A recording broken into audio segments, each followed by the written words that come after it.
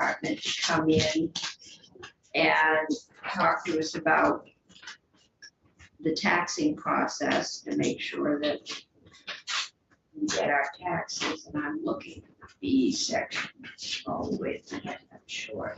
So Commissioner. Yes, Madam Chair. The floor is yours. Some of us have been through this with you before. But we're going to focus on the fees, which I will say Economic Development just said, yep, there they are. So tell us what you think Yes, we need to know. I will, absolutely. For the record, Wendy Knight, I'm the Commissioner of the Department of Liquor and Lottery. Also of note for this committee, we had the Sports Betting Study Committee. Senator Ron Hinso was on that, and I was the chair of that Sports Betting Study Committee. That work, this bill is based on the work that the study committee did. And it was a consensus decision-making 9-0-0 to accept the study committee report. So as to fees, revenue share, the Sports Betting Study Committee had recommended that the revenue to the state come through a competitive bid process that the department would handle, and then we would have a selection process. I, as the commissioner of that appointing authority of that regulatory agency, would be responsible for negotiating those contracts, and then we would set up contracts with operators. And that's where we would determine the revenue share. The Sports Betting Study Committee did not recommend a specific percentage. The reason they recommended a revenue share as opposed to a specific tax in statute was based on the information that we heard from Tucker as well as other states. The tax rate that the operators either lobby or want to have in statute is lower than what we expect that we can get through a competitive bid process. So the tax rate would range from 5 to 20%. I think 20% was the highest that we'd seen. 20% was the number that the sports betting operators had indicated to the committee that is their kind of maximum that they would accept in statute, and that is what House Ways and Means took as the minimum. So the revenue share, what's in the bill, has a revenue share that the department negotiates with the operators, and they being House Ways and Means, inserted the minimum revenue share of 20%, and that's where that originates from. The Sports Betting Study Committee just recommended that the General Assembly consider that minimum. They didn't recommend a specific minimum percentage. So that gives you some background on the competitive bid processing, thought process, and the minimum revenue share. Can we pause there, or should I talk about operating fees? Questions from the committee? So the operator fees, of course, are designed to cover the cost of regulating this new program that the department would regulate and administer. So we calculated $550,000 would be the ongoing operating cost to regulate sports betting. And that comes from 2 positions, a sports betting consultant, some benefits, and then ADS support, ongoing ADS support. So it's $550,000. So obviously the operator fees cover that. So the way it's structured, because the bill specifies that the department will select between 2 and 6 operators. Again, the thought process with the Sports Betting Study Committee is that we wanted competition. We felt that it was important to have competition. So we didn't want to have one operator like New Hampshire does, although there is competitive lines within that. But the idea is that we wanted to have 2 operators, but based on JFO testimony and the size of the Vermont market, they didn't think that we could sustain this market more than 6 operators. So that was sort of the sweet spot that JFO, when we had heard from JFO, as well as from some others. So the way these operator fees in the original House bill, when I had spoken to House Ways and Means, we didn't have enough information at the time. And so it basically, there wasn't an incremental increase. It was 550,000 if there was one operator, and then it didn't increase the cost, we didn't factor in the incremental cost of regulating it. After more research and talking with our consultants, they had indicated that, in fact, it will increase your regulatory costs. If you go from 2 operators to 6, you're going to see incremental cost of regulating each additional operator.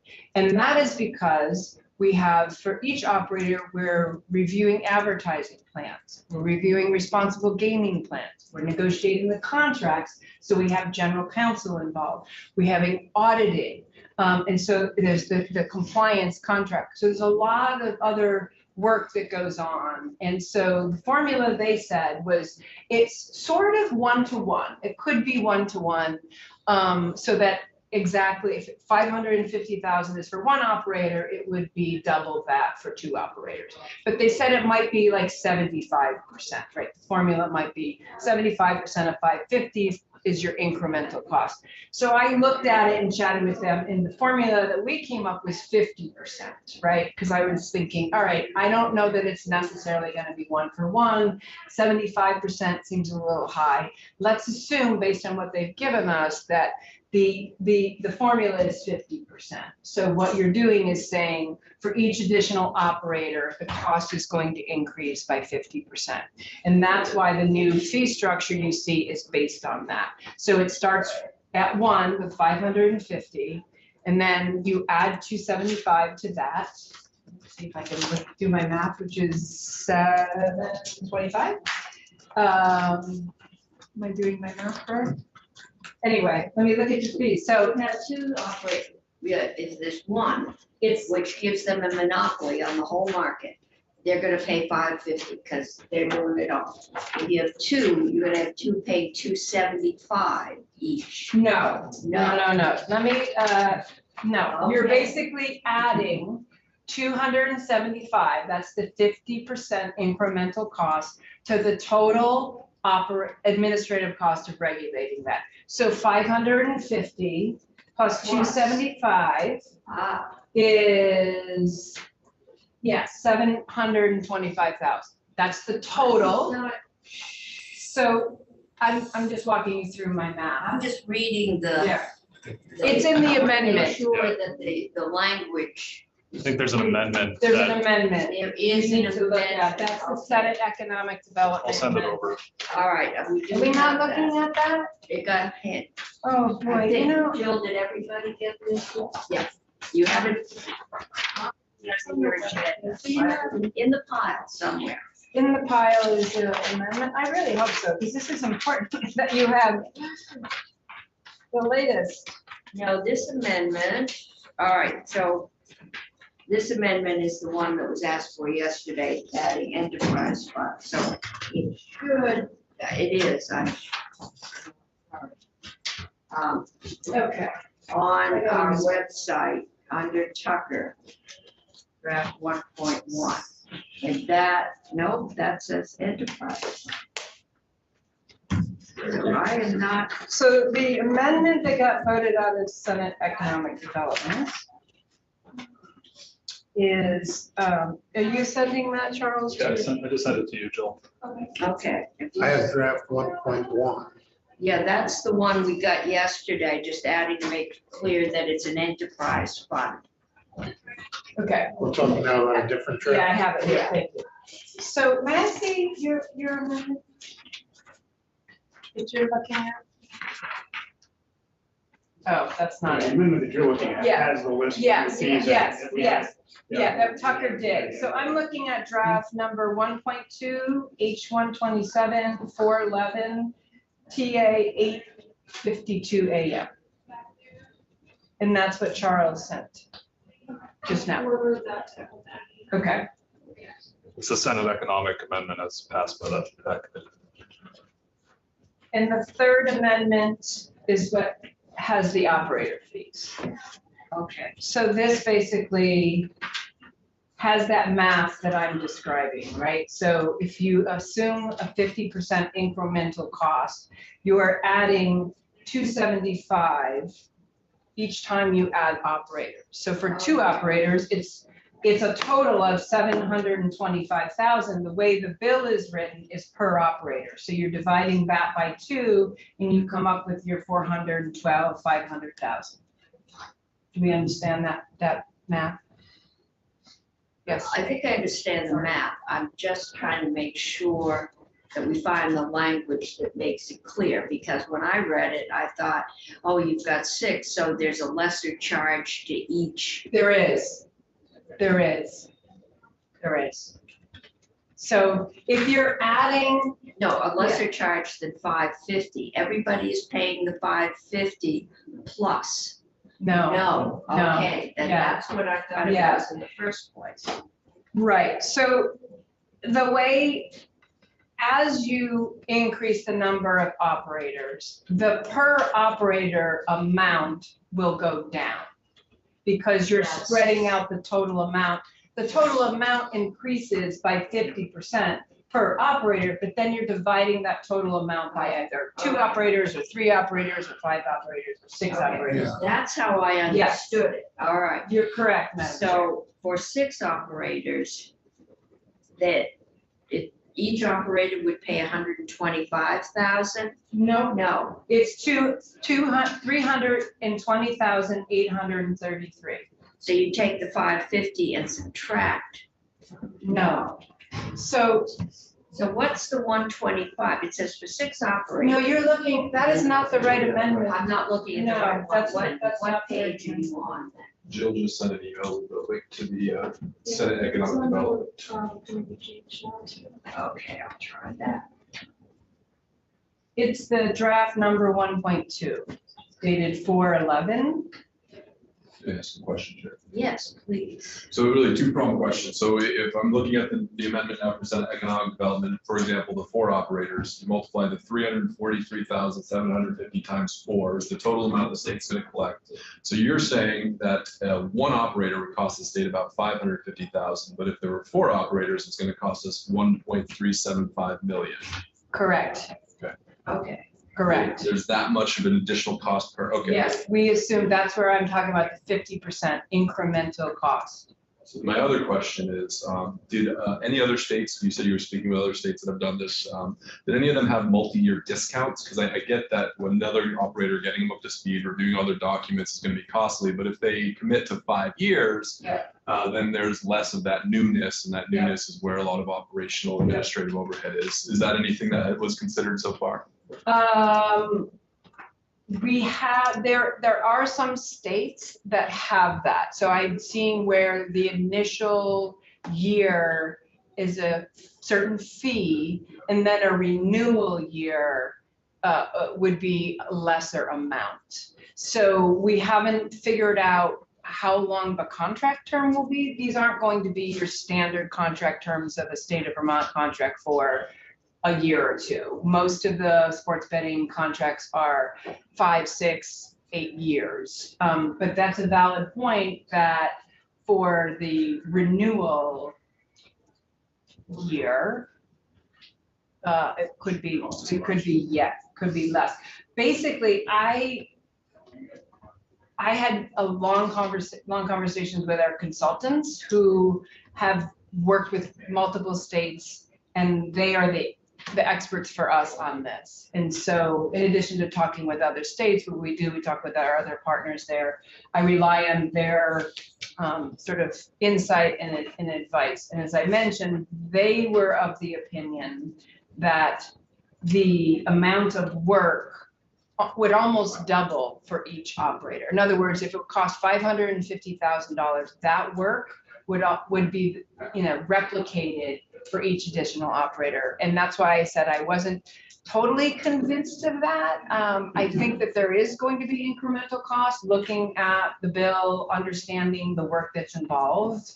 But yeah, to your point, you could structure something so that it was a different operator fee in subsequent years.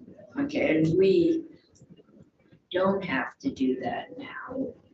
And it would perhaps be better to do that once we have some experience Absolutely, in what it takes.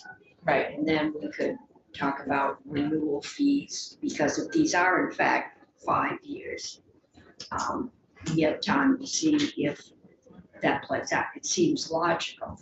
Absolutely.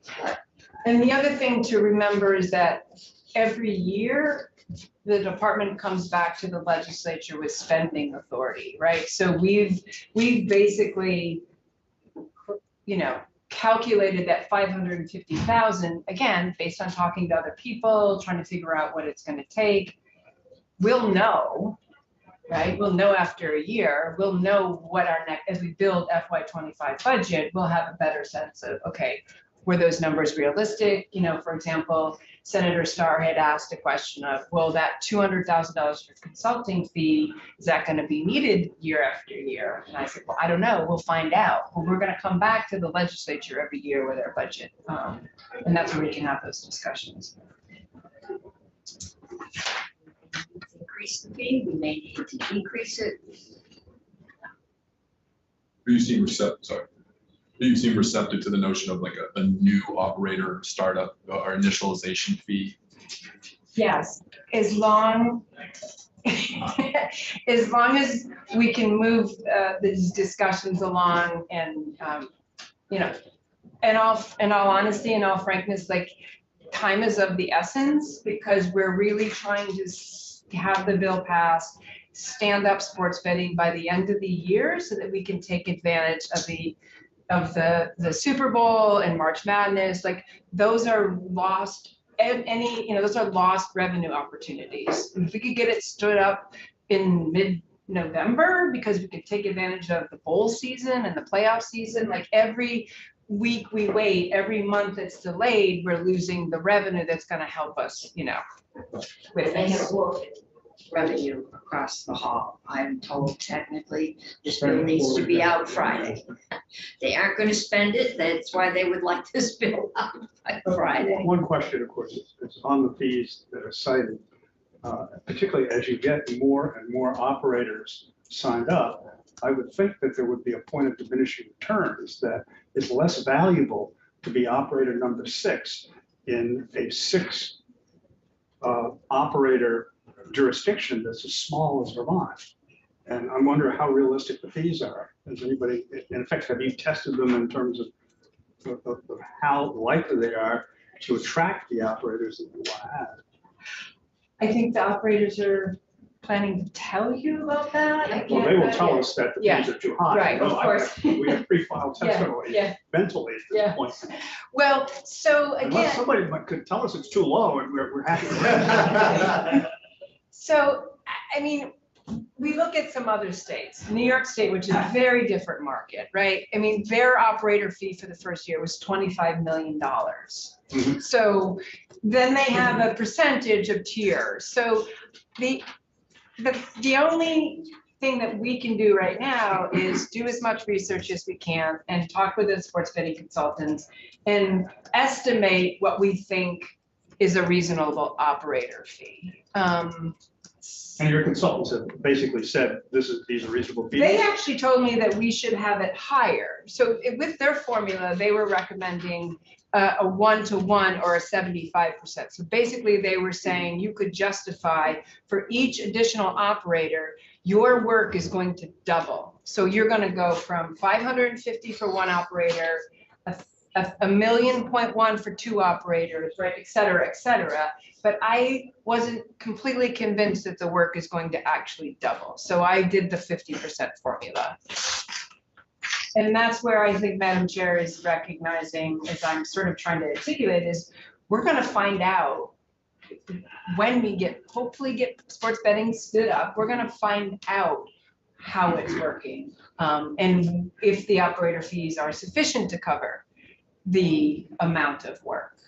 And there's always opportunities to come back and lower them, make them higher, you know, and change this program based on the experience.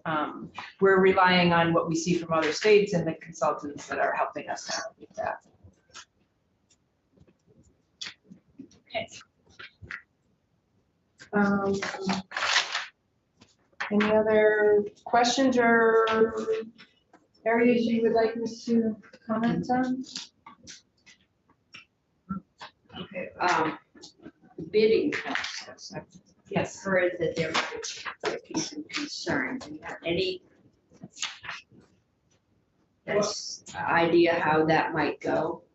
Yeah, so the state has a very rigorous competitive bid process, right? So the state, you know, sets up, they have an RFP process, they have a standard RFP, they have an IT RFP, and BGS is actually the department that manages this bid process. So it's not, this isn't something new. It's new in that it's the type of product that we're sending out to bid is different.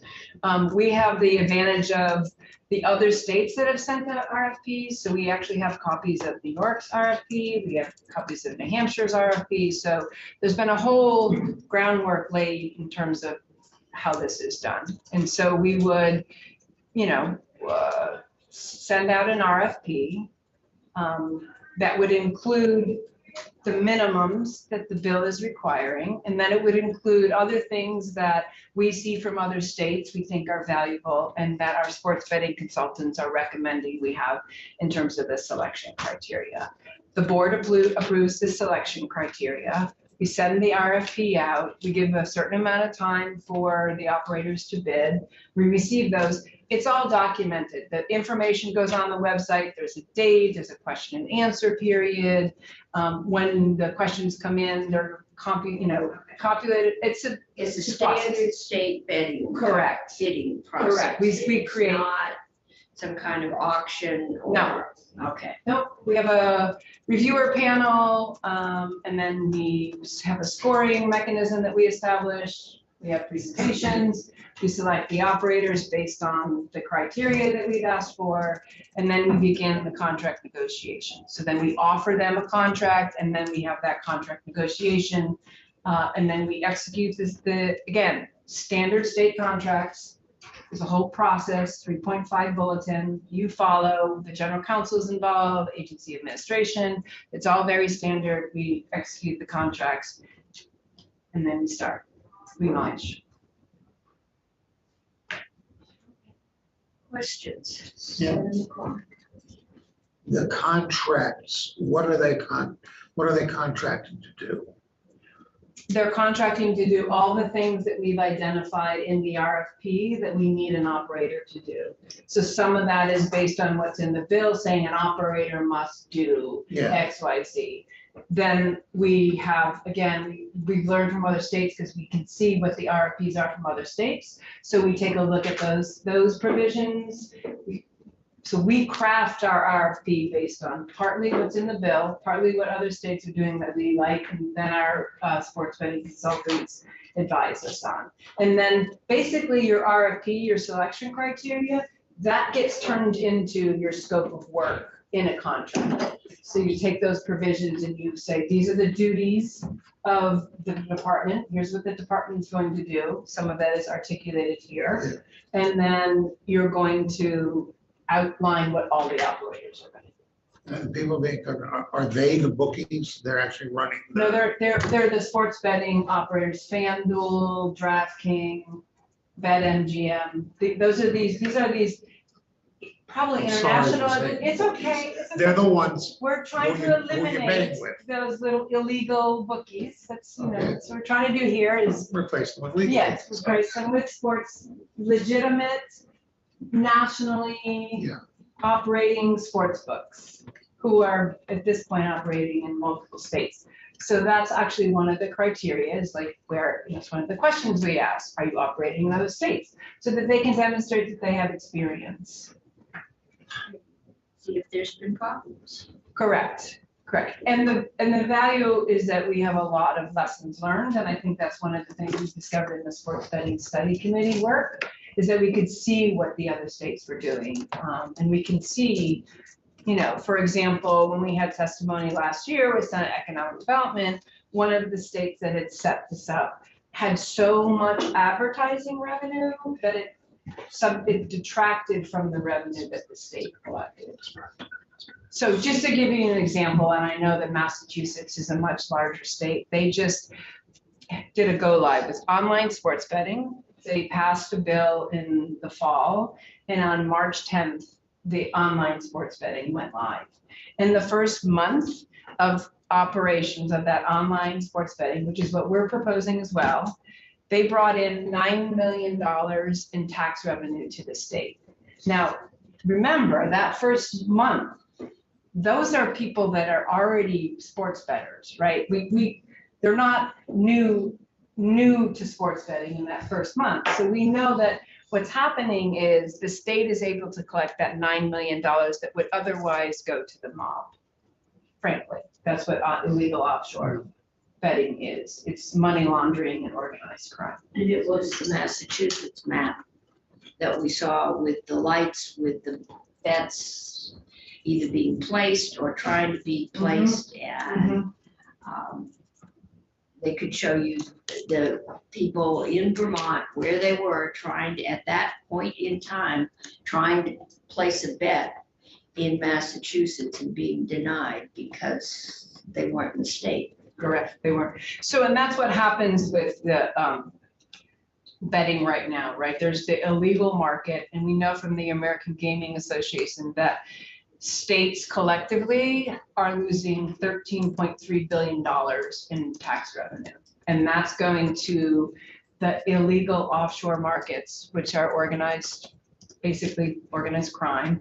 And what else happens in Vermont, you saw that from the GeoComply data, is Vermonters are accessing legal sports books in other states. And so Senator Sears was also on the sports betting study committee and talked a lot about the folks in his community that are going to Albany and New York State. So that represents lost revenue to Vermont. It also represents a lost opportunity to engage in any sort of responsible gaming or problem gambling with that Vermonter who's going to New York or New Hampshire. And so that brings us back to the why, like why are we doing that? And this is why the sports betting study committee kind of identified was, okay, we want to capture that lost revenue that's going either to illegal offshore markets. Well, they're not even collecting revenue, they're just stealing people's money. But we would basically be able to capture that tax revenue that's going to New Hampshire or New York, other states. We want to create that regulatory framework to put those consumer protections in place. And we want to really bring this illegal illicit market into a regulated play. And that's what was some of the state interest of the sports betting study committee identified. Other questions? Senator? So just picking up the other one, I'm just doing a little spreadsheet, and I'm just worried that the fee model as proposed here with the escalation is going to discourage competition. To Senator Brock's point, that at this point, if you're the sixth operator, you're going to be in a crowded field, and it's going to cost you $320,000. Whereas if we did look at a new operator fee, there's a way to still bring in more money, but still, or more money than originally proposed by the House, but still incentivize the market to want to draw in more competitors to it. So I'm glad to hear you're receptive to it. I don't want to be an obstacle. I want this to move forward, but I think a new operator fee might be a feasible alternative for this. I think there's a reason to limit it to 6. Is that? Yeah, I don't. Yeah, and I will say that based on the information we heard from JFO, in all likelihood in Vermont, we're probably going to see 2 to 3 operators. I mean, the 6 is there, and we might be surprised, but basically, based on the market, the population of Vermont, JFO's expectation is that a couple operators would make sense. We're not looking at a huge amount of revenue to be made. I mean, just in the grand scale. Just that it would be, you know, if you had 6 operators in a small market, they're going to make less money than if there were fewer operators in a small market, was basically what JFO said. So I appreciate, and this is something that I've talked about repeatedly, is in crafting the bill, we want to make sure that we want to create a regulated market. So we don't want to create disincentives for players to join the regulated market. We also don't want to create disincentives for operators to join the regulated market. We want a robust market for players and operators.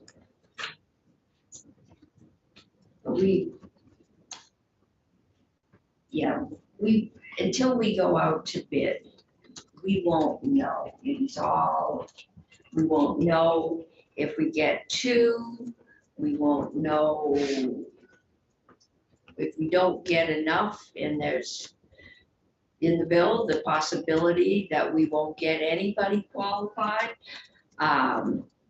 We aren't gonna take somebody that's a fly-by-night with no track record.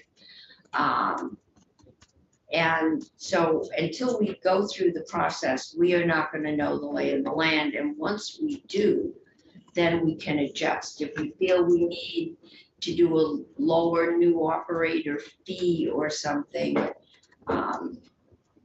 if we only get 1 and we want 2, we will know that. I mean, we've had a lot of operators that have been following the bill. You have some operators who are here in the room. I think they're quite interested in what we're doing. So based on that level of activity and conversation, and they're participating in this process. Somebody's generating a lot of emails. So I assume that they will be interested in bidding on the opportunity to offer online sports betting. It's been a concerted effort to get this bill passed. Okay, any other questions? Commissioner Knight. All right, we're gonna go on to John Mandel. Thank you. How are you? Good to see you. Nice to see you.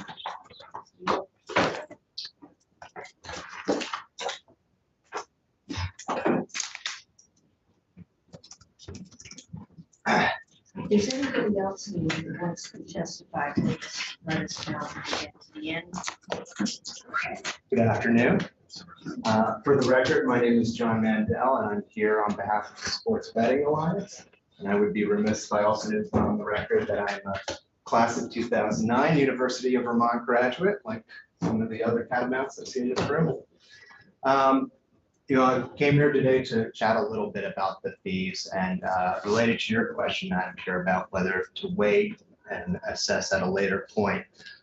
For context, in most jurisdictions that have a lottery run process contemplated here in House 127, DC, New Hampshire, Rhode Island, Oregon, there is actually no operator fee. It's sort of the cost that's incurred for regulating and administering the program is borne through the revenue share arrangement, let alone an annual operator fee. And I know some comments were raised about the scalability and whether the costs are the same upfront versus, in subsequent years.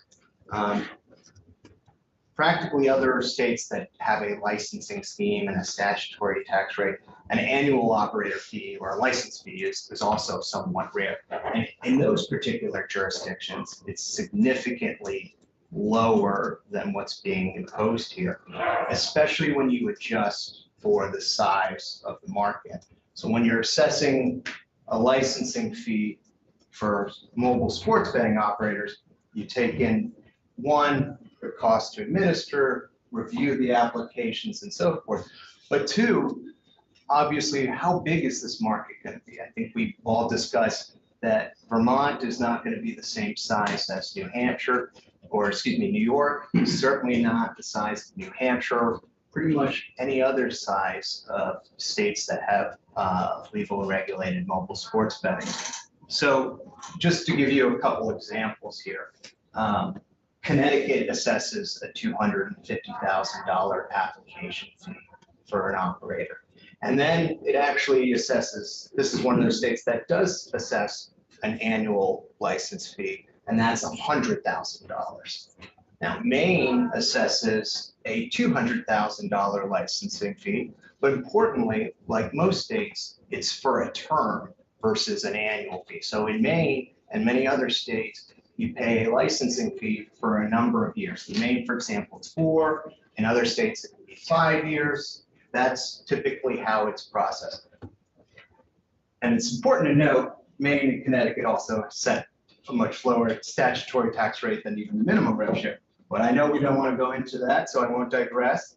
But let's just adjust for a second the population of those states and with respect to Vermont. When you do that, you're looking at $45,000 as the initial application fee and $18,000 per year in Connecticut. In Maine, it would be $23,000 per year. So I know the commissioner mentioned New York, for example, and while that is a sizable fee, $25 million, we're talking about a state with 20 million people in it. And it's important to note that that's a fee for a 10-year license. So $2.5 million per year.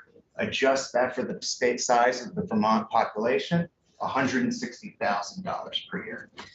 Take that into account, these fees are significantly higher than anywhere else in the country for that matter.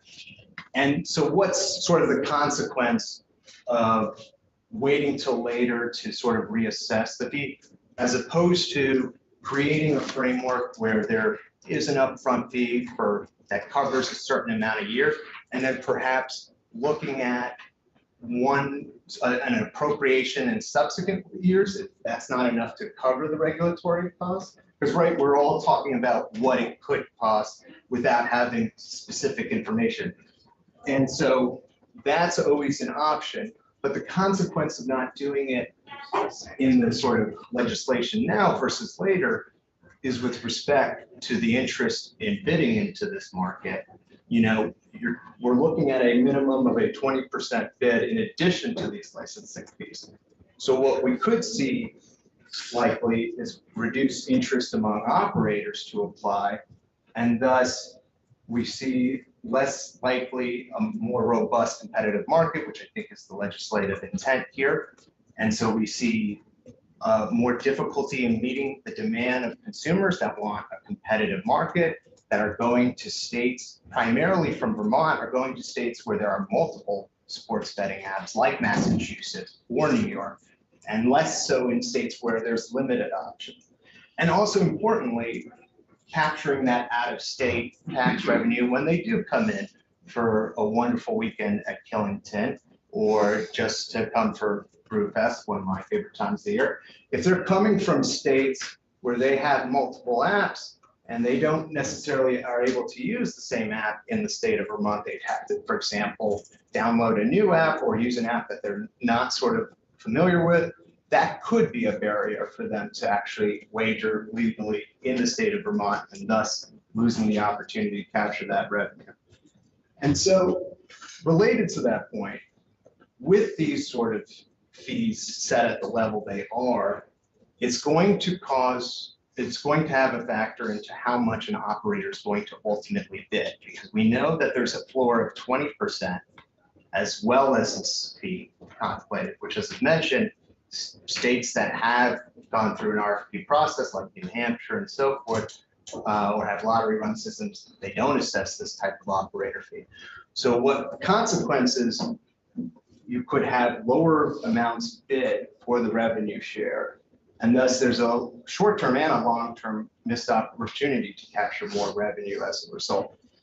So from our perspective, what we recommend is obviously that there should be an amount sort of assessed to sort of cover the cost of regulating and operating sports betting, but consistent with the size of the market in Vermont, the reality that this is going to be or the fact that this is going to be a bidding process where there is a revenue share arrangement is to set a fee where it captures for, like in other states, 4 or 5 years with a lower renewal amount in subsequent renewal periods thereafter. And again, we talk about ways of trying to figure out, well, let's say, 412,000 or 300, it's the amount for 3 operators, 366,000 isn't enough to cover the costs after year 1 or year 2. There's, in addition to appropriations that can be done, there's other sort of regulatory sort of fixes. Colorado is able to, for example, the regulator, I believe there, is able to look at through a rulemaking function, assessing a fee to cover the costs that are not sort of captured through or covered by the licensing fee. And so with that, I'm happy to answer any questions. Senator Chipman? Could you speak a little bit about, I think somebody said New Hampshire only has 1 operator. What are the downsides of lack of competition that you've observed in New Hampshire? From the consumer's perspective in particular, it's a lack of choice. It's the idea that, like anything else we do in life, we want to, whether it's going out to a restaurant, shopping, it's the idea of having a variety means different types of products. Operators create more incentives to attract customers into utilizing it, offer different innovative products as a result. I think that is what's the most important gap from any market that doesn't have multiple options as a result. Any other questions? All right, so Commissioner, these are annual fees that we have before us, or? I believe they're written as an annual fee, correct? Annual fee, okay. Correct. And we'll have you back, I think, at the end. That's When we fine. get to talk about it, okay. I spoke with you in the hall, I think just a few minutes earlier, just on a slightly different subject, that's the taxation situation. Based on your experience, how do you see states handling state taxation that results from winnings? So it varies, and I know that there's already an existing body of taxing winnings in the state of Vermont for existing lottery offers. So I want to make sure that I don't. Tell us the right way to do it. Didn't we just go over that we shouldn't have any form of taxation or high fees? States have different, systems in place for by default, winnings are on the federal level are sort of reportable income. They can be offset from losses. So for example, if under a certain amount, I believe it is either 300 times the winning bet, or I'm trying to remember the specific amount for when a certain form called the W2G is issued from an operator to $600. there you go. Mm-hmm. And so and separately issued to the IRS. And so it's either issued on that sort of big winning, if you will, or at the end of the calendar year if an operator has determined that you have met those threshold requirements. As a taxpayer, you have to report winnings, even if you're reporting losses that exceed it. And then it's sort of, there are IRS there's federal taxation on winnings at a certain level. And then states generally have different ways. Some states actually don't even assess taxes on winnings. Other states do. I can try to find more information on. But I'm really interested in what your operators do in various states. There's some states that seem to charge a flat rate percentage. There are other states that simply pass on the W2G and presumably the individual, if it's an out, and what I'm concerned about is capturing the revenue that may be due to the state from out-of-state bettors who are here visiting in Vermont, as opposed to trying to chase them later to pick up what's their reportable income that has a Vermont origin. Right. And I'm just wondering what your experience has been with other states that you service as to what seems to be working well. Yeah, and so regardless of, what the state income, what the state tax assessment is on winnings, they would still, because of the federal law, they would still receive that Form W-2G. And so as a result, they would take, so for the example you gave of an out-of-state bettor, comes into Vermont, wins enough to make that threshold, that is now the sort of bettor has that information and is supposed to report. Well, the question is, do you have situations though in which you, as the operator, deduct that money that out-of-state bettor owes to the state of X and send it to the state of X rather than having the bettor be the one responsible for doing filing? Do you deduct and send? No, not to my knowledge. I'll double check. I believe it's traditionally, it is done simply by the winner in, whichever state is, sort of has met that. I see states, for example, that have a taxation, just simply a 10% tax on winnings. So there's no calculation. The 10% is easy to find and easy to send. Do you have the capability of doing that if that's something that we asked you to do? That I'd have to check. I imagine, there are obviously challenges with it, trying to sort of, remit some sort of amount from the winnings through the online system, but I can certainly take a I look. appreciate it. Yeah. Great, thank you. And Our commissioner is here listening to you, by the way. This might be the best person to ask, but we certainly will follow up. you'll receive. Okay, any other questions at this point? All right, thank you. And we have Ron Hart.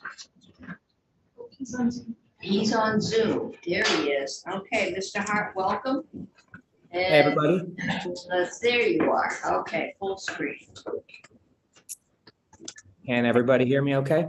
No. Yeah, just fine. All righty. Good afternoon. Hope everyone is doing well. My apologies on not being in the room. I am Zooming in from Atlanta, Georgia today. Chairwoman Cummings. I said, I'm sure it's warmer there than here. A little bit warmer, sure, but I'd love to get up to Vermont, and we hope to do that. Chairwoman Cummings and members of the committee, thank you for the opportunity to address you all here today. To the bill sponsors and all other stakeholders, thank you for all your hard work and due diligence on H127 thus far. My name is Ron Hart, Senior Manager of Government Affairs for PrizePicks, one of the largest and fastest growing fantasy sports companies in North America. However, today, I speak on behalf of the Coalition of Fantasy Sports Operators, which includes 3 of the largest fantasy sports companies in North America, those being PrizePicks, Underdog Fantasy, and Sleeper, all of whom have been registered in Vermont for 2 to 3 years now. Our coalition works to encourage and expand innovation in the rapidly growing skill-based games industry, and more importantly, to protect fantasy sports fans and players all across the country. Very pleased to see that Vermont has continued to prioritize consumer protections and responsible play across all verticals, as these are 2 pillars that our companies prioritize day in and day out when serving our customers in over 30 states. While we do represent some of the leading skill-based operators in our industry, there are dozens of other innovative companies, large and small, just like us, who would love to offer their fantasy sports contests in Vermont. Now, knowing that if H127 passes, the Department of Liquor and Lottery will be conducting an in-depth study on fantasy sports in Vermont ahead of that January 15th, 2024 date. And given that we do represent a handful of registered fantasy sports operators in Vermont, we would welcome the opportunity to serve as a resource to the Department of Liquor and Lottery regarding 1, the education of our skill-based contests, and 2, the rapidly growing ecosystem of fantasy sports operators as it stands today. Our coalition would also welcome the opportunity to provide input and clarity around the current definition of fantasy sports contests so that Vermont's market is inclusive of all skill-based contest types. As such, We have submitted language recommendations for initial consideration, but also look forward to engaging the Department of Liquor and Lottery during their formal review process leading up to that January 2024 date. At the end of the day, our goal is to ensure security and clarity to all operators within our space. Again, thank you all very much for your time today, and we look forward to working with the state, other relevant stakeholders to ensure a responsible and competitive fantasy sports ecosystem in Vermont. Thank you. Okay, thank you. And the commissioner is here and has heard your offer of assistance. Thank you. I'm feeling you may get taken up on that. Do we have any questions for Mr. Hart?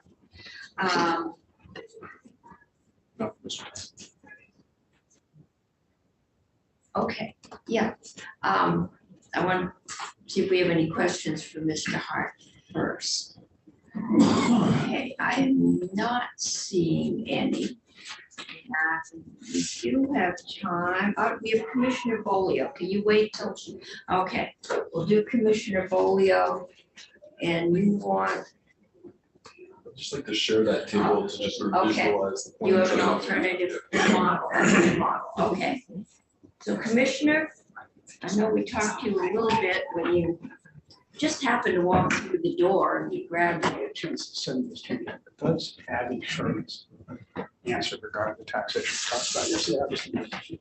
Can I read it before I go? Is that all right, Madam Chair, if I just read this email? It most certainly is. I have a copy here somewhere. Madam Chair, may I just offer the Vermont Lottery? I know there was a question on how Vermont Lottery handles the winnings. And so right now we withhold 24% for federal taxes and 6% for state taxes. So that we do, the claim we pay out to the winner is less 24% for federal taxes and less 6%. Okay. So that is not income tax. It's just what's taken off for the winnings. So if you remember Megabucks, we had a real big Megabucks Yeah. in the state. We got, $13 million. That was that 6% this fall. That's in addition to any income tax. So if there's a Vermonter that wins, which this Megabucks was a Vermonter, then that person additionally pays their personal income tax. If this happened to be a resident of Massachusetts, they would have to pay taxes to Massachusetts. But if that Megabucks winner was someone from Massachusetts, 6% automatically goes to the Well, state. is that 6% though considered income tax? In effect, the credit, there's like the 24% is 24% contribution of federal income tax, is my understanding. And so I would assume the 6% would be separate, would be the same, would be as an effective credit on the Vermont income tax that the individual would owe. And I'm on that sure the winnings. tax commissioner can answer Okay, that. okay. I'm just trying to. But you're using offer 6% as a you- number and that. Yeah, I'm just trying to offer what the Vermont Lottery, what I know the Vermont Lottery does. What happens to that money? We remit it to the The tax tax department. The department. Department of Liquor and Lottery Okay. sends that directly So to the that tax makes department. sure that we get Correct, something. correct, the 6%. So what I'm particularly concerned about is the out-of-state bettor Right, who wins something here and then goes back to wherever and potentially overseas, and we never see him or that tax again if we don't get it somehow up front. Okay, Commissioner, Madam Chair. can you bring sanity to this? Well, I can try.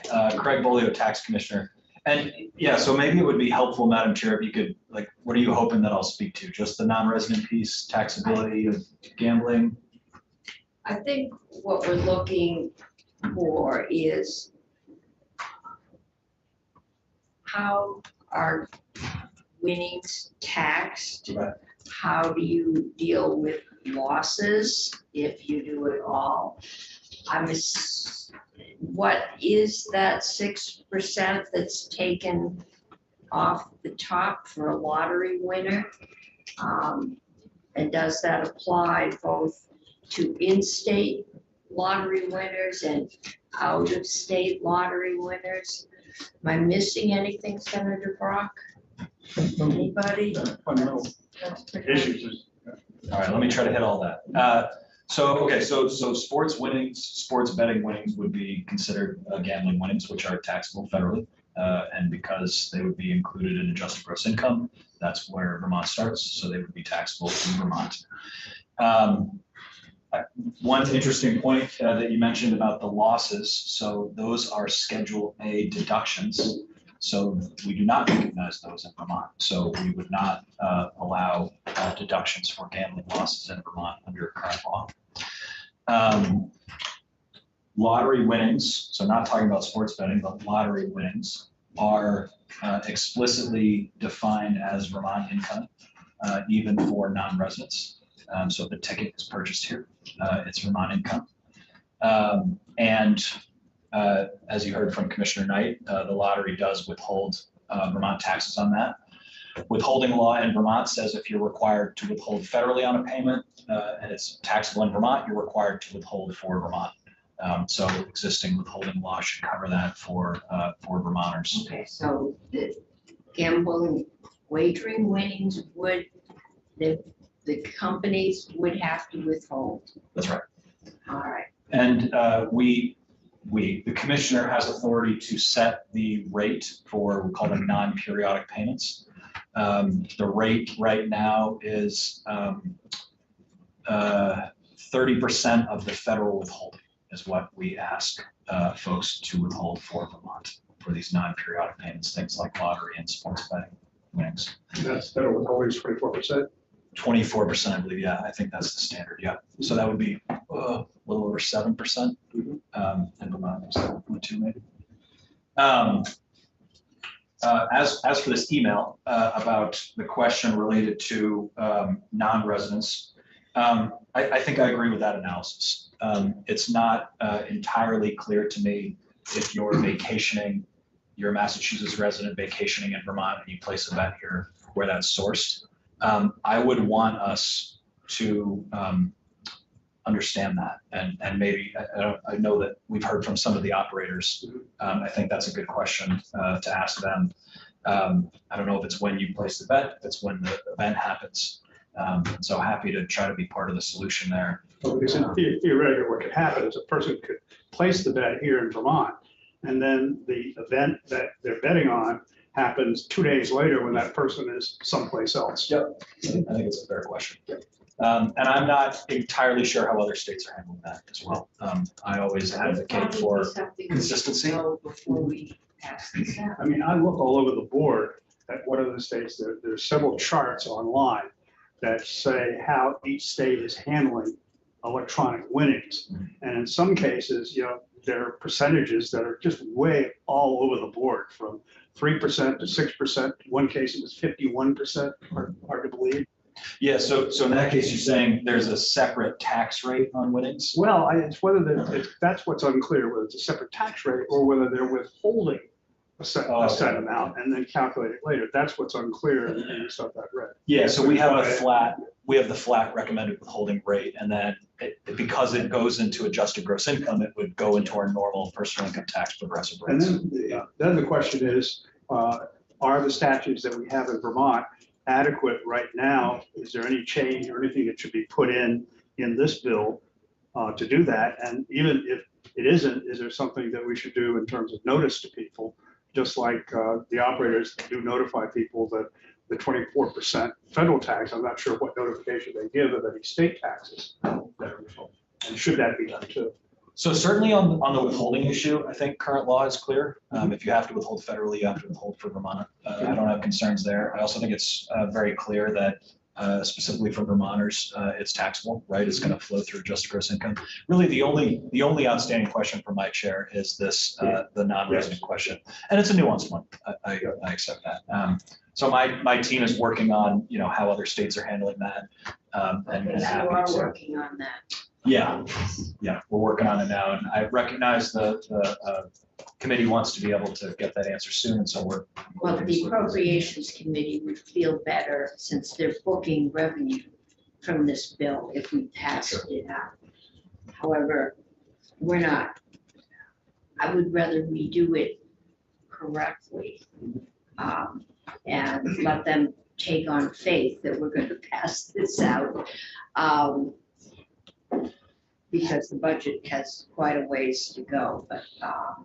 Yeah, the one thing I just want to make sure of is if there was any statutory need to include anything in the bill that specifically relates to taxation and the fact that we're going to do it, that we try to put that in before this gets sealed. Yeah, I think the general taxability and withholding, I think we're rock solid. The non-resident question is one. I recognize the urgency that people would like that answer. We'll work on this later. It used to be, you came here, you went to a casino, you were someplace. But with this, you can drive over the border, place a bet, go turn around. You don't like New Hampshire's one operator. So you can drive over the border for more than 5 feet, they know you're here. And you can place a bet from your car, make a U-turn, and go back to New Hampshire. It gets pretty, a lot more scenarios than just you were here and bought your lottery ticket here. But I think clearly what we would like to have happen is if you make the bet in Vermont and you win, you pay Vermont. That's right. Yeah, totally understand that logic. Again, would want to make sure that that's consistent with how other states are handling it, right? If every other state around us is not doing it that way, they very well may be wrong. Absolutely. If every other state around us is handling it in a different way, consistency may be valuable there as well. Consistency in tax law usually helps. Yeah, I appreciate consistency. Yeah. All right. Okay, I'm waiting to see if there are any other questions for Commissioner Bolio. I am not seeing any. All right. Just, Yes. you said in Vermont would not be able to deduct gambling losses. Correct. We don't Are there recognize, states where you can? any state that recognizes itemized deductions, you'd be able to. So they're deductible federally, but only for those who itemize deductions on Schedule A. Vermont, since 2018, I think was the last big personal income tax reform, we do not recognize itemized deductions. And so you would not be able to realize those deductions for those losses. And that would take a change in statute. As long as we don't do it, it's none of my business. I'm amazed that there are And I places that would do that. I think that's a fine question for the committee to consider, right? Because you could have somebody who has a big win with substantial losses, and they're gonna pay the tax on the win without being able to offset any of those losses.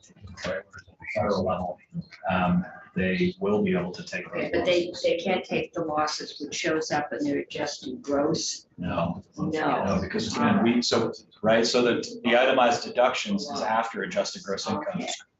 And But the so income flows through. the income flows through, the deduction does not. So we could end up in one of those situations where somebody has a big win and then they end up with a larger state tax liability than a federal tax And liability. it's gonna be somebody's grandmother and they're gonna go broke because they owe more than. All right. I was gonna say thank you, but that just threw a fly into this ointment. Okay, so we've got a couple of questions, I guess. One is, and we will be looking, I know Senator Chittenden has asked us to look at the medical deductions section, which we didn't originally have and we had put in. I don't know about gambling losses if you,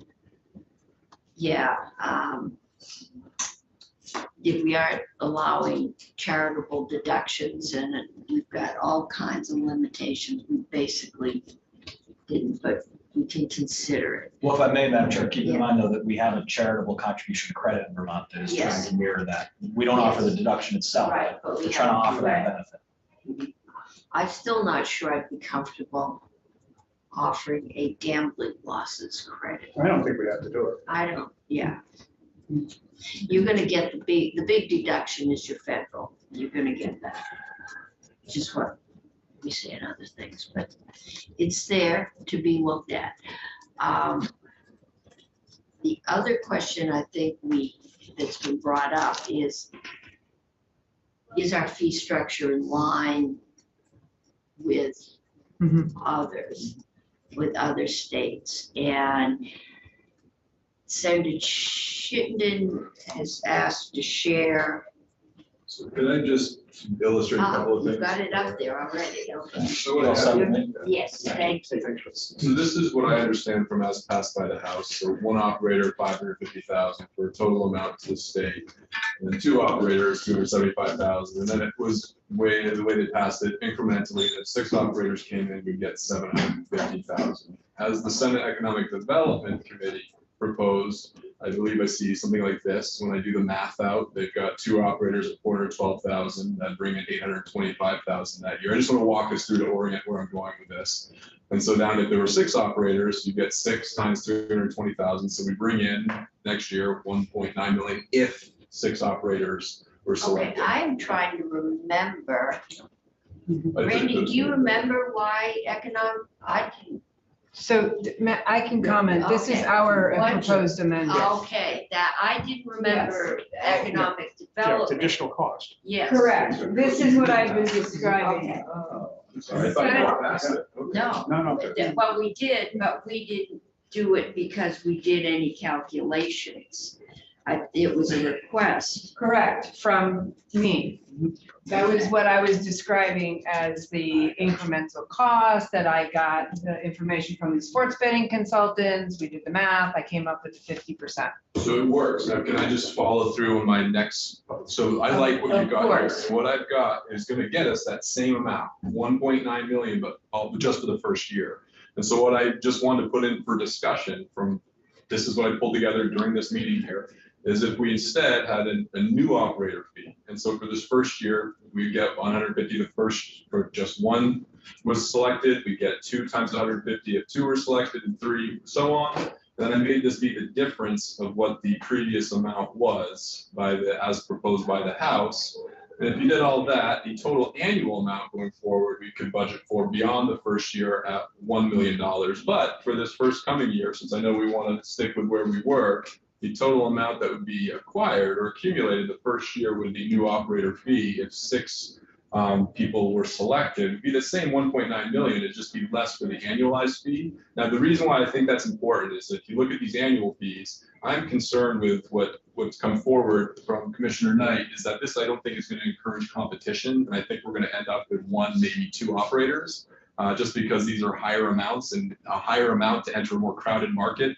I don't know if we're going to get it. So I'm just anticipating, speculating based on my understanding of market forces, is with this proposed fee structure, we're going to get 1 or 2. So we're going to be at this range. But if we did propose a new operator fee, this is actually going to incent people to want to enter the market, because the more that enters the market, it lowers their rate and everybody else's rate, while also still generating $1 million. But it's be $1 million to pay for 6 operators as opposed to just the 750,000 by the House. That'd be on an annualized version. But for this first coming year, we'd still get the same 1.924 million that you have proposed here. I don't know if I'm making any sense with this articulation, but Okay, so July 1st.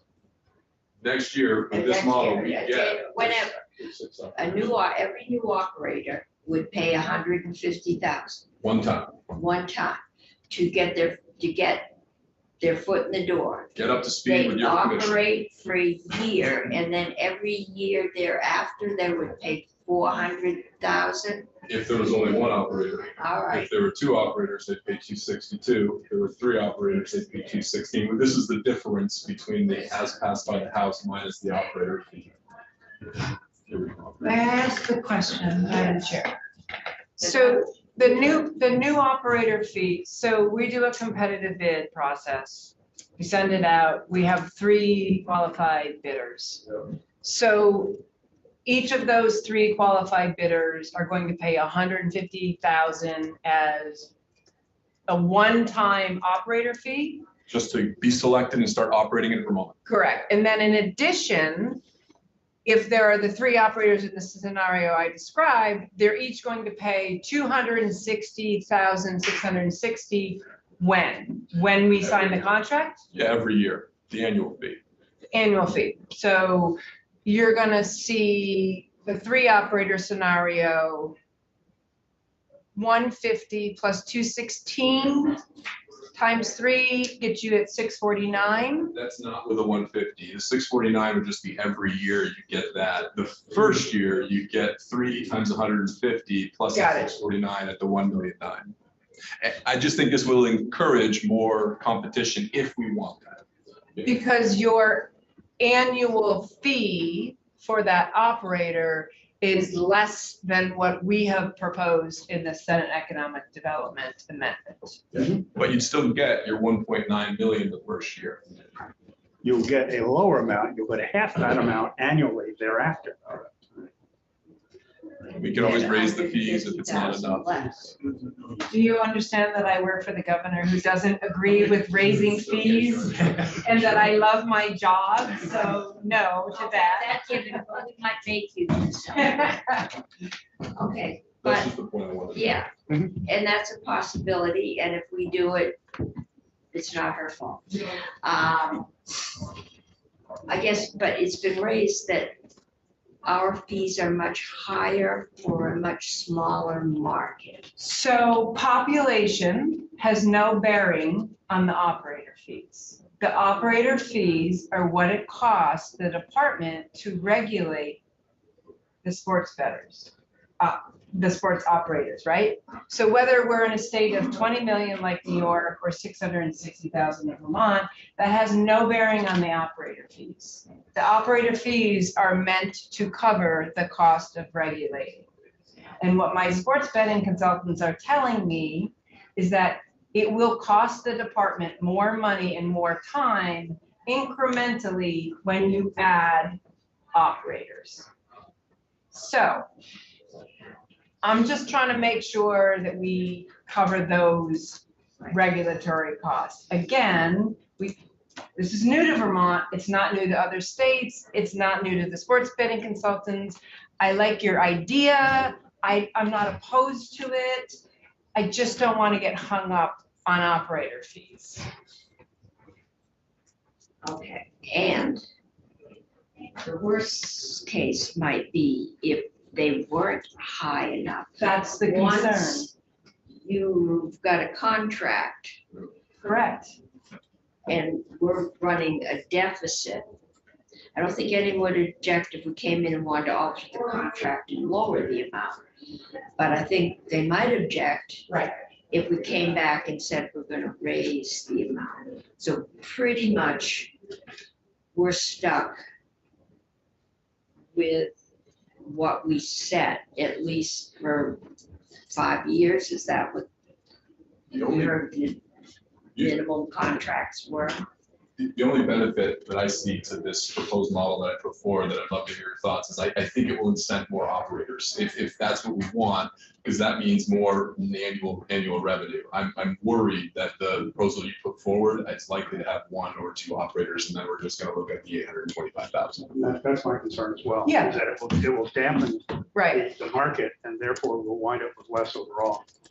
And I completely agree that we don't want to disincentivize bidders, right? We want to have a robust market. I mean, I'm fine. I'm fine with this proposal.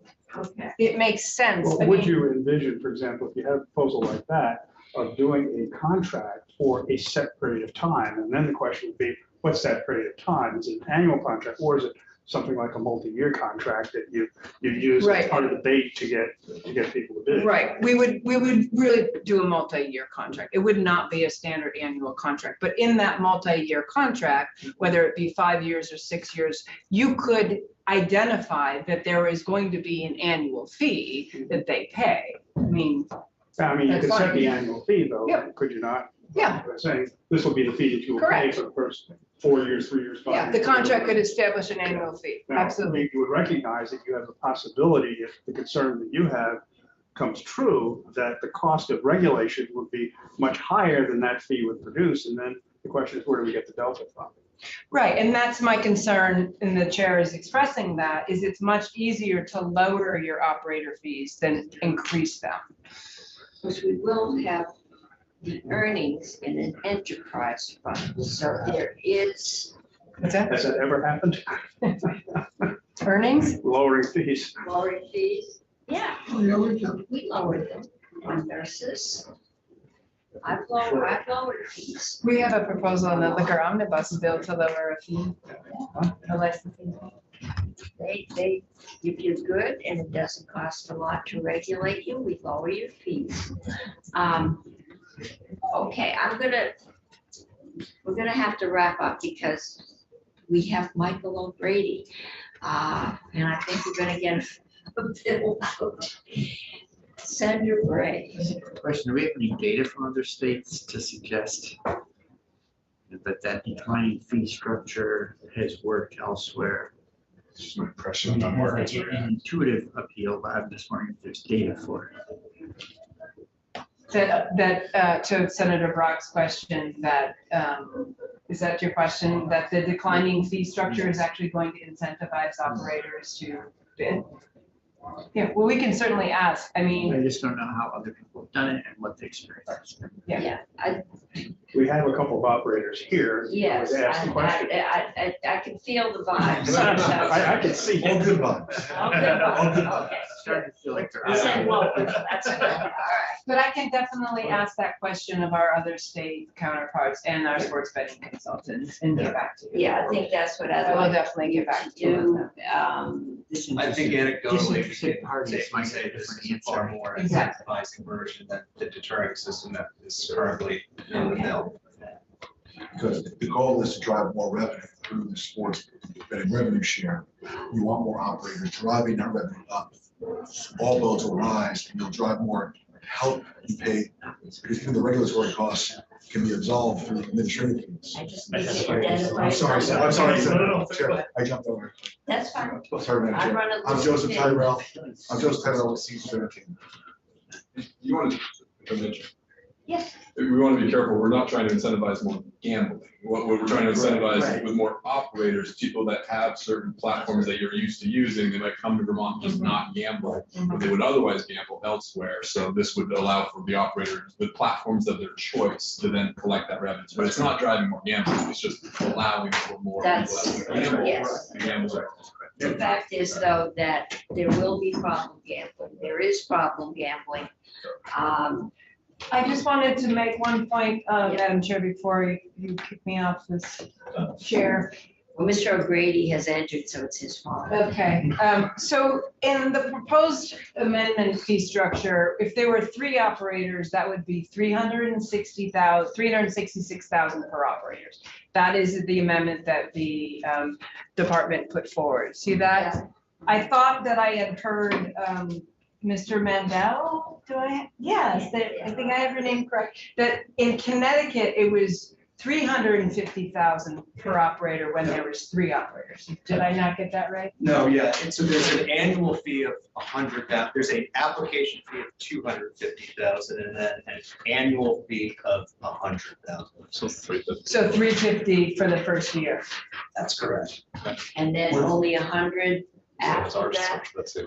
Correct, and For 3 operators. correct, and again, while there are costs, the ad licensing fee and renewal fees go towards sort of the cost of regulatory, there's also revenue that's generated from this tax rate on Mr. too, similar with the revenue share. Yeah, and we're trying to find that balance. We Yeah. probably should find out how We'll much find out, we're not. across the hall. Watch it come back. The other part of that is Vermont is so unique because of their gaming model is different. So Connecticut's model is based off a tribal gaming model, where those operators go through the tribes who aren't really subject to other federal rules and state rules. So Vermont is so unique. What the director is putting forth is a good model. It's just how do we get there from a revenue perspective, how we drive all those bills together on a fee structure. So it's, We don't have casinos, no, right, no. Again, I'm totally open to whatever that That might fees. be part of, if you are a state that has casinos, in all probability, you have a system set up to regulate and do what needs to be done. We don't. So there is going to be an initial setup charge because we have nothing. Correct. And that's probably the difference. Yeah, there is no gaming commission in Vermont like there is in Connecticut. We can get away with the racing commission, didn't we, finally? What's that? Didn't we do away with the racing commission? Yes, I believe you did. I think we did. Not very long ago. Took a long time. Yeah, it might even have been last year. Look at that Maybe highlight. read that Senator McCormick, and then we've got to move on. Okay, please forgive such a basic question so late in the discussion. When you mentioned we won't have any casinos, is this all gonna be done on people's cell phones? Correct. The proposed bill is online only. The Sports Betting Study Committee had suggested that the Department of Liquor and Lottery do a study on the prospect of retail locations. And so what we heard from testimony in Sports Betting Study Committee is that, you know, a lot of it is a lot of startup costs for a retail market. There's a lot of oversight and compliance. And, you know, New Hampshire, for example, has 6 times the population and they have 3 retail locations all around the Massachusetts border. So while we didn't recommend retail, we thought it was worth evaluating because there are populations that aren't on phones. Some people want to go in and have an experience, but the bill right now is just online sports betting.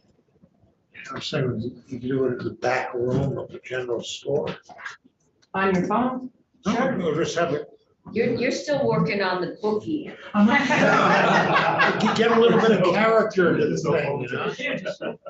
Yeah. But that is something that we will, the sports betting study had asked us to look at. It's the feasibility of a retail network, your general store bookie idea. Yeah. As we have done these changes with lottery. It was a huge step and very restrictive. And as we've gained experience, we've gone through and opened it up. Right. Yes. See where it goes. Yeah, and I think the same is true for sports betting. This is an excellent bill with a lot of safeguards. Let's pass it, let us set it up, and we'll continue to have these conversations. I think, take a look at these other fees and let us know. I've been asked to get it out by Friday. We have it on the agenda for Friday. Tomorrow at 3:15. Tomorrow at 3:15. I will have the answers to you before then. Okay, thank you. You're very welcome. Thank you. Captive insurance, after captive insurance, maybe will be exciting.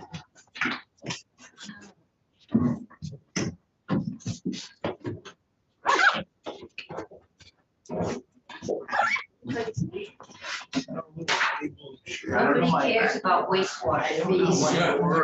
Mr. Not retired. Direct discharge. My Trump time. They're just charging water. That's all. We should charge, leave the road fee.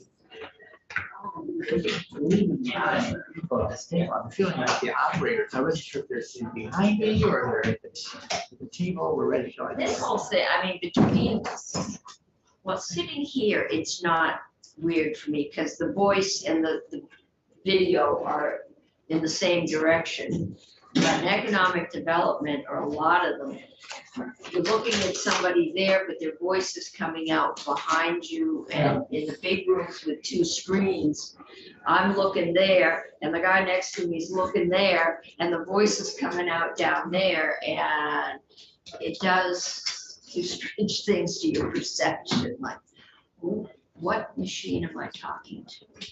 So Mr. O'Grady, we have each 146, and we have been told by the chair of natural resources that it is not going to impact the revenues of the state, so we should just vote it out of here. However, we thought we might take a look at it. Okay, well, I sent Jill a section by section summary of the bill because it is We have a that. fairly complex bill, even though it's short. And it requires understanding a lot of underlying law. But I would want to take you directly to the provision that why the Senate Secretary sent it here. And it's section 2. Do you want me to put it on the screen? It's a committee. Yes. Okay, yeah.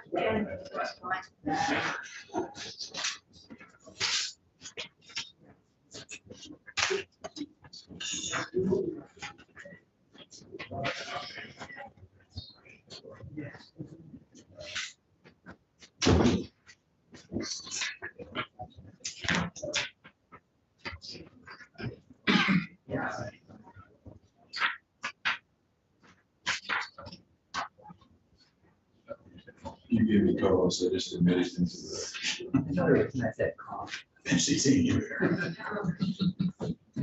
We've got Michael, we haven't got his. Jill, can you let me share? Yes, I made you co-host, so you're the. Very good, thanks.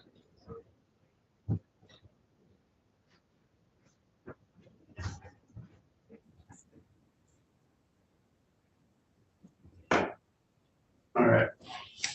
So let's talk about this language. There is a requirement in statute that the state waters be classified according to their quality. The Class A waters are the highest quality.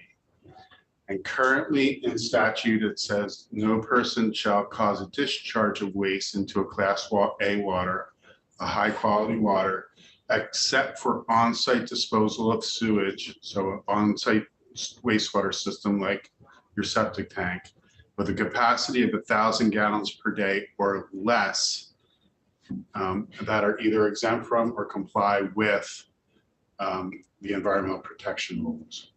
So this effectively limits development in Class A waters. But it also has a secondary consequence. It prevents classification of Class B waters that have become high quality over time from becoming Class A, because there might already be development in that water, that Class B water, that has systems in it that are over 1,000 gallons per day, or that are planned for development for having over 1,000 gallons per day wastewater systems there. And so what the bill proposes is that existing Class A waters, existing high quality, you keep the 1,000 gallon per day standard, and it has to meet the permitting requirements for on-site potable water supply and wastewater systems. So you still, in the existing Class A waters, still are limited by that 1,000 gallon per day requirement. But for all other waters, ANR may permit the on-site disposal of wastewater from the system with a capacity of less than 6,500 gallons per day, which is the existing threshold for on-site wastewater systems. You're not changing anything there. So you are not requiring a new permit, and you're not bringing in new development into a new permitting scheme. This is already what the permitting scheme would be, what the permitting fee would be. Okay, You can, provided that the permit is issued according to the requirements of Chapter 64, again, on-site wastewater, and then the on-site disposal of sewage from a system of the capacity of 6,500 gallons or more has to get an indirect discharge permit. This is why it was sent here, because the Senate Secretary read this as saying, oh, you're requiring, or you're allowing for new permit uses within these Class A waters.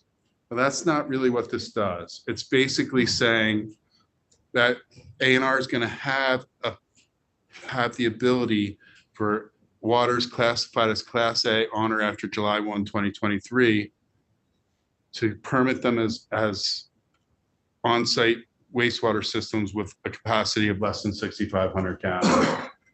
So it's basically saying in a water that's already Class B, that is Class B today, that's already subject to the 6,500 gallon threshold and is already exists subject to the 6,500 gallon fee, that in the future, that can be classified as Class A and you still get to permit it for 6,500 gallons per day or less.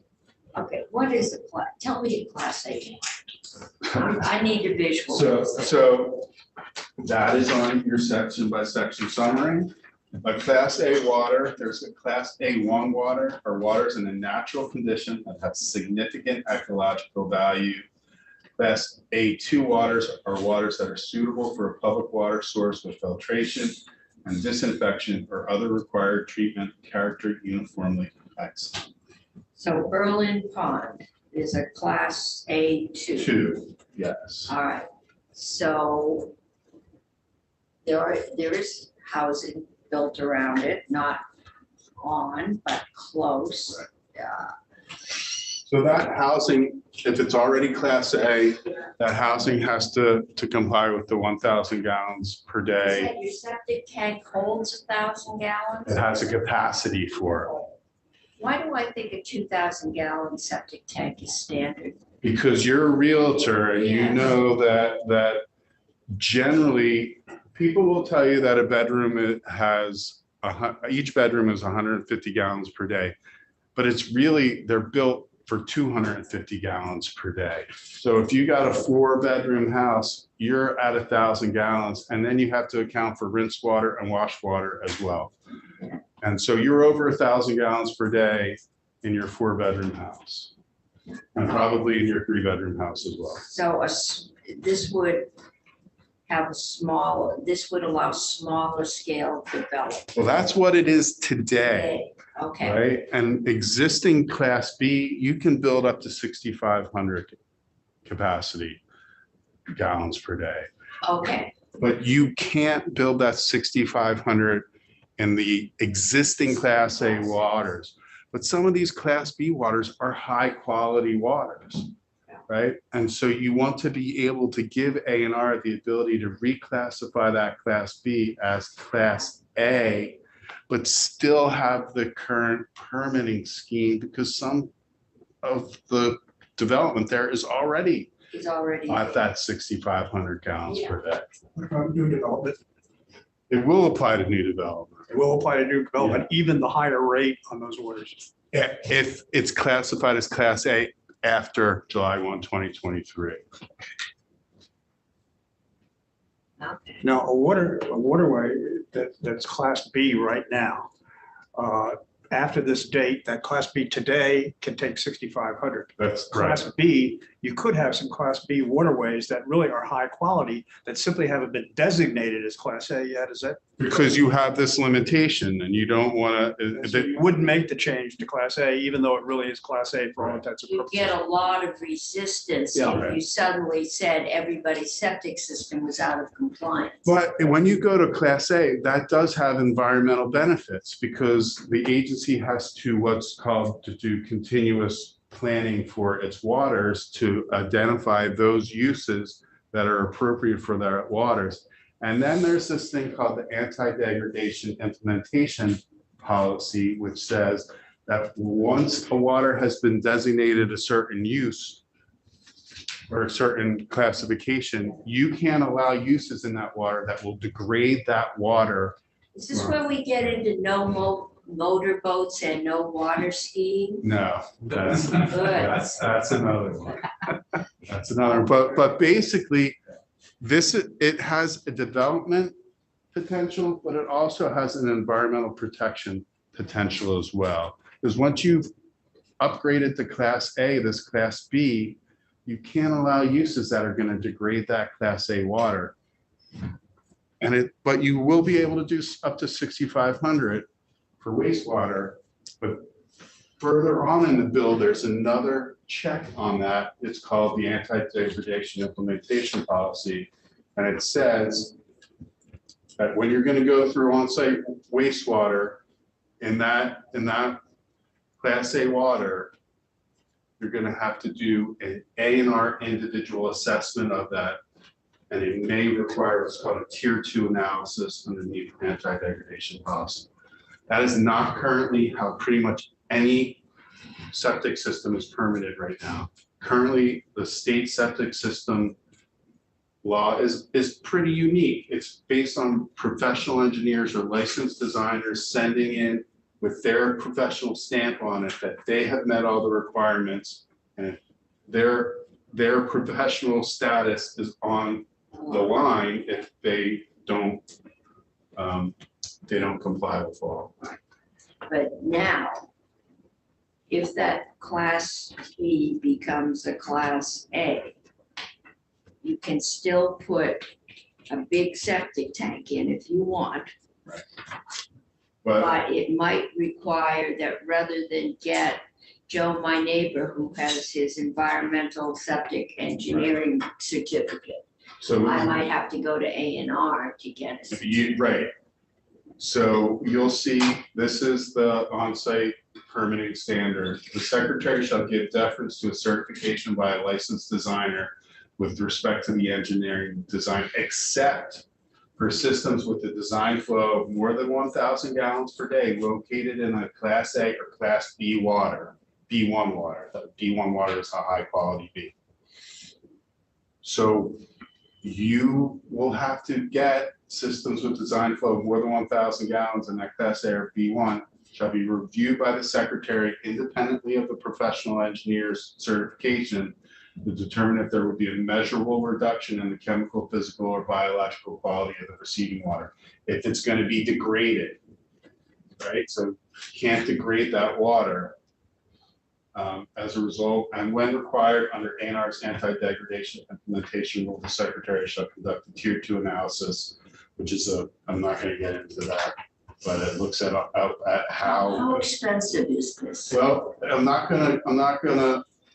it's gonna require additional expense, right? Because first of all, you're gonna have to get an engineer to review and determine that the system's not gonna reduce the chemical, physical, or biological quality of the water. Okay. But I can put in 1,000 gallon tank, so. You could put in 1,000 gallon, if put you in want, if you don't wanna go this route. I could put in a mini home. Right. Yeah, all right. So again, it allows for classification of high quality B to A, but still allows for development in that water, provided that water's quality is not degraded in a chemical, physical, or biological quality. What's Lake Champlain? Are you asking if it's a high quality? Yeah, I mean. No, I don't believe it's not an A. I didn't. I think there are portions of it that are B1 and portions of it that are B2, because it's not all classified as Let's one say water. Albans Bay. Are there different classifications for different parts of the lake? Yes. Yeah. Okay. I just want to make, although it's actually for Senator Brock's benefit, but just make clear that if a waterway gets upgraded, the state's not gonna go to anyone and tell them they have to dig up their existing septic system and replace it with a better one. This is all has to do with newer. Well, if your system is failing, Oh, no, if it's family, yeah. then that's all right, but Right. no, this is not some new proactive standard that Right. A&R can go out and say, hey, your system's. I mean, it's already, it's failing, but Well, if it's over 6,500 and you didn't get an indirect discharge permit, you're already in violation. All right, so that you're already violating all. This does not change that. right. And over 600 would be an in, I mean, it would be. You have to get an indirect discharge, you have to get a different system permit, it's a different rule. It wouldn't be a normal residential home. No, it would not. At 150 gallons per bedroom, that's 43 bedrooms. Yeah, that's what I'm thinking. It's an inn on the lakefront kind of thing, or a Motel 6, or whatever. But not, yeah, because Most of the septic systems I've ever dealt with were 2,000 gallons. That seems to be the standard. So the balance that we're aiming for in this is that high quality waters just have this arbitrary 1,000-gallon limit for years. And there are something like 125 waters who, based on the water quality, should be rated as and regulated at that level, maintain that quality. But there's the resistance of, if you try to move it up, people are going to say, what are you doing to my ability to have a septic system? So what goes hand in hand with it is the new anti-degradation rules. The permitting regime is more, I'd say, I don't know if Mike can. Okay, check this so out, more that might be discerning. what would impact the revenues of the state.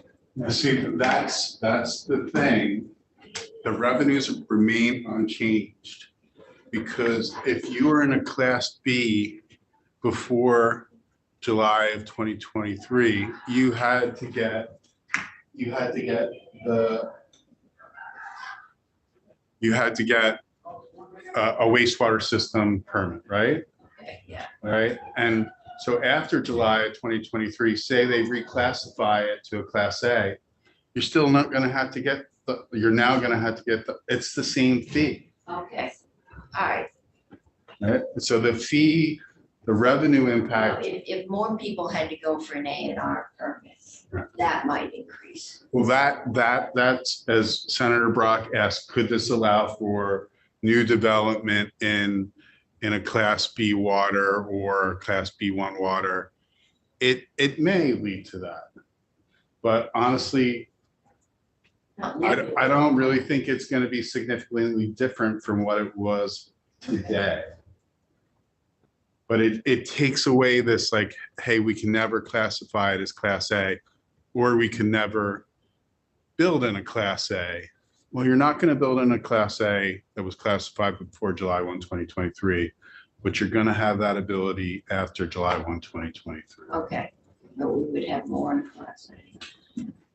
All right. Any questions? Mr. Brady? Hey, Commissioner? Yeah, well, we're just trying to get, not that we don't trust Senator Bray, but we would like. But we don't. We're just trying to have confirmation that the Senate Secretary was wrong and this isn't gonna impact the. Hi, for the record, John Bailey, Commissioner of the Department of Environmental Conservation. Mr. O'Grady did a very nice job describing the potential impacts. There really is no additional fees. There could be some additional development. So what's happened is, this is an unintended consequence. We have petitions. I think we have 4 pending right now. And if you classify as A, it creates a lot of controversy, a lot of resistance, because it limits, for example, a school wouldn't be able to replace its septic system, right? That's kind of worst case scenario. So once it's classified as Class A, that's, you've gone over the threshold. So, that's the tension. So it's really a reclassification bill. We want to be able to reclassify these lakes. The 1,000 gallons per day really isn't based in science. Science, things have improved. I think this provision comes from 1986. We have much more effective treatment systems these days than we did even back then. So we're confident we can still protect these waters without having this kind of damper on needed development. We don't want to see, giant condos. And, part of this provision is you look at that, right? If there's going to be a lowering of water quality, you might not be able to build. I mean, that's what this is all about. We look at that, and that shouldn't be we're hoping that doesn't get triggered very often, but we have that tool. If someone comes and says, I want to put a bunch of giant condos right next to Maidstone Lake, chances are they won't be able to if it's Class A.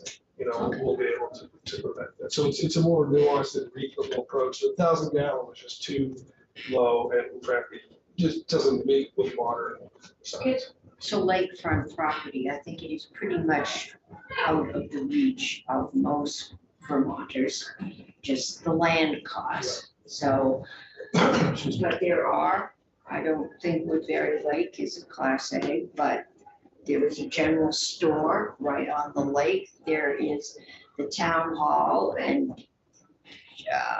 a church just across and What lake we at? Woodbury. Oh, yeah. 14. Yeah.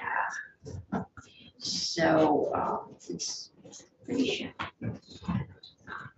No, that's Elmore. Woodbury's the other. Route 12. Woodbury's on Route 12. Yeah.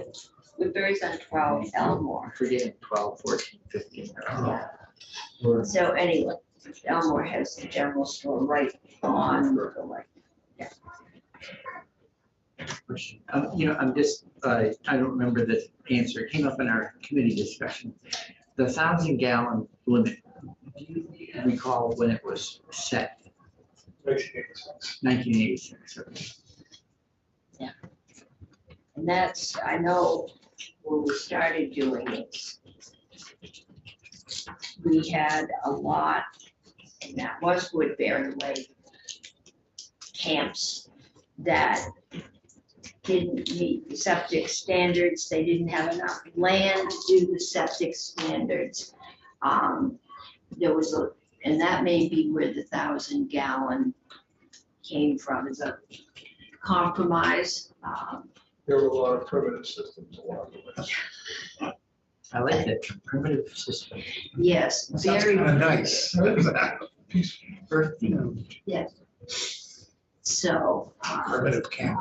And we tried to ease them into the 21st century.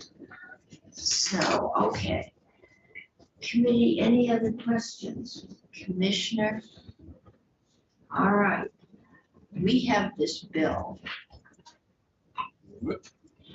I think. To make a motion that the committee vote out favorably. S 146. Senator. There you go. Maybe I missed it. I was out of the room for a couple of seconds, but did we talk about why it's here in the first place? About what? Why it's here? Secretary Bloom. The secretary thought because of the allowance for on-site systems after July of 2023, that would somehow create additional permits or additional categories of development that would be permitted, and therefore there would be additional revenue. But as I said, it's after 2023, it's going to be permitted as the same standard as Class B today. So there really isn't a revenue distinction. I was wondering if there was something else that I So, missed. no, I went and I talked to the secretary about why, and that section is specifically flagged in their bill file for why. So, you need a motion to approve. Report favorably S 146. Okay, further discussion? If not, all those in favor say aye. Aye. Opposed say no. That's 601. And Senator Frey, would you like to, with Senator McCormick? I'm going to be reporting the bill. So, fine, okay. And if you run that upstairs, the secretary. Thank you. You both. And welcome, this is your first.